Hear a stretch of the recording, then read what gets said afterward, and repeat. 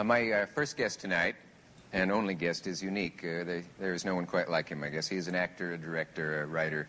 He has been a magician and a number of other things. As you all know, at 22, he was producing, directing, and starring in Broadway and actually 3 plays in his own repertory company. He set the film industry on its ear when he made Citizen Kane, frightened the country with the radio broadcast War of the Worlds, which he thought was merely an entertainment, but which a lot of people took seriously. This was, and before he was 30, he had directed, as you know, Citizen Kane, which many people still think is one of the finest films ever made, and it's on everybody's list of the best films. He's played just about all of the interesting roles in Shakespeare. He has made 45 films. People fall over themselves trying to describe him. Charlton Heston was on recently and has said probably the greatest theatrical talent this country has ever produced. Kenneth Tynan once said, if you have met him, and later when you are bored and you try to think of the one person you would like to have walk through the door, it would be Orson Welles. I don't think anyone has ever called him an average kid from Kenosha, Wisconsin, but that's where he's from. To us in the business, he's a pioneer and a hero, and to people who are not in the business, he's a legend, but he doesn't like to be treated as that. So will you just welcome the gentleman, please, Orson Welles.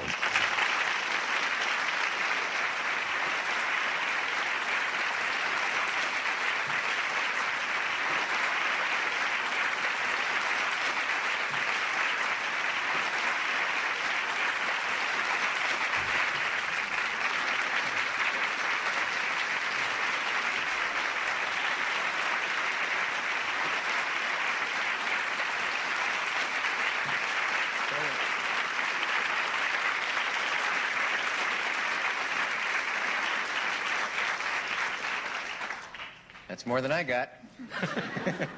You did 2 shows today. That's true. How do you know that? I came in when when the last show was still on. Oh, yes. Yeah. Is that a terrible secret I shouldn't have divulged? No, not at all. They know about tape out there in television land. I think by this time most people know. I barely caught on to the idea myself. I still think everything is live. I wish it were. Do you? Do you miss the... Don't you? Yeah, although I don't know if the audience is that aware. I mean, when you're sitting and watching the thing, but when you bleep or bloop or whatever it is, every third word out of some of your guests, the audience must know something is happening. No censor could be that agile.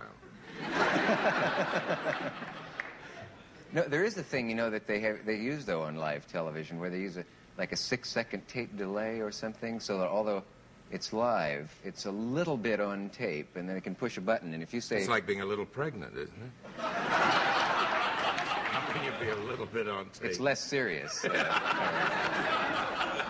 No, it's actually running through a tape machine, and if you were to say a dirty word now... I would have... well, don't try it. But I would have a chance to push the button, knowing that the sound would be erased a little ahead, and then play... Where is that button? That's I see. This is the special. This is the special thing. Yeah, they have done some shows like that.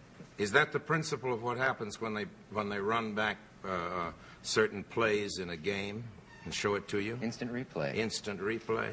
I don't know. We're way out of our depth, both of us. Your better get on to something else. Your questions are good. The fact that I don't have the answers is the hard part. I like something you said one time. A lot of things you said, but I found a quote in which you had said, I like people to talk to me, but I hate it when they talk to Orson Welles. And I know what you mean by that. Because sure. People, I think I do anyway. Sure, because they put, I don't mean just me, I'm sure you know what it is. If they talk to Dick Cavett, they put on that funny hat that goes with talking to Dick Cavett, and they aren't themselves. Yeah. You know, just because they've seen you on a screen, large or little, you have a kind of identity for them that makes them come on a little differently than themselves, and is kind of a drag. Could you go easy on the large or little part? I didn't mean that. I was talking about screen. Oh, on the size of the screen. Yes, and I don't like talk about wide screens myself. I think we can leave this whole territory undeveloped. Yeah. Yes. I don't think what people look like has anything to do with what they are. Listen, I want to ask you about that piece of film that we saw. I know that you hate to have your films excerpted. I was coyly turning my face to the wall all during it. Yeah, that's interesting. Yeah. I don't know why. Is it because it can't possibly tell any of the story and it just out of context it's a little... No, it's because I can't possibly fix it. And I always see things wrong with it, and I'd rather look back on these films as being much better than they were. That scene, for example, then, would you change anything about that now? Well, I know what I changed from listening to it, which is the awful soundtrack. That may have been our projector. No, it wasn't. It's Harry Cohn. Because what happened was that after the my version of it, which got its one preview, Harry decided to fix the music, and he got a theme song, which we then had Rita sing.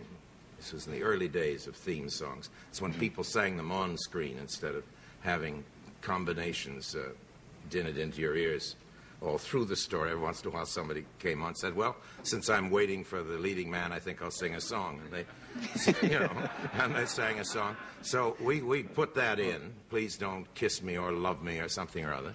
Yeah. Not a bad song, really. And Peggy Lee was quite good in it, off-scene, because she was Rita's voice for that. Although Rita sang quite a lot of her own songs in her own musicals, but at Harry Cohn's whim, Peggy Lee or somebody like that would be brought in to sing part of it. I never understood that any more than I understand instant replay. Mm-hmm. But the point that I'm laboring towards is that Harry Cohn decided that the theme song would be nice in a sort of symphonic version under the shootout in the mirror scene.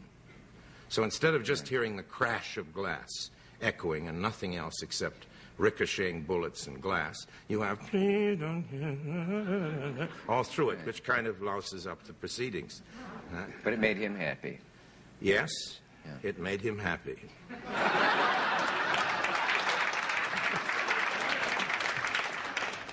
Gee, he is one of the most interesting characters in the film because no one ever apologizes for saying a rotten thing about a man who is dead, because they always refer to him as the unlamented Harry Cohn. Well, I lament him. Do you? Yeah. I liked him. I really did, because he was a monster. Yeah. But they all were, or almost all of them, those guys who ran their own stores in those old days of Hollywood. But he came on as a monster, and he could never be as bad as his first impression. So everything was a pleasant surprise after that. You know, he snarled at you as you came in the door, you know, like that. Yeah. And you could gradually throw him little goodies, and he would quiet down and start lashing his tail. And I did get to be quite fond of him, in spite of the fact that he bugged my office. He really did. I think he bugged everybody's office, but one day I found a microphone behind a picture and discovered that this led up to Harry Cohn's own office so he could tune in. So those days I had a radio show, and I'd begin every day at the office. I'd say, well, good morning, everybody. This is Mercury Productions beginning another day's work. We hope you'll enjoy it. We'd play the theme and then go on in the office for his benefit. And then at the end of the day, I'd say, well, that winds up another day at the Mercury. Tune in tomorrow.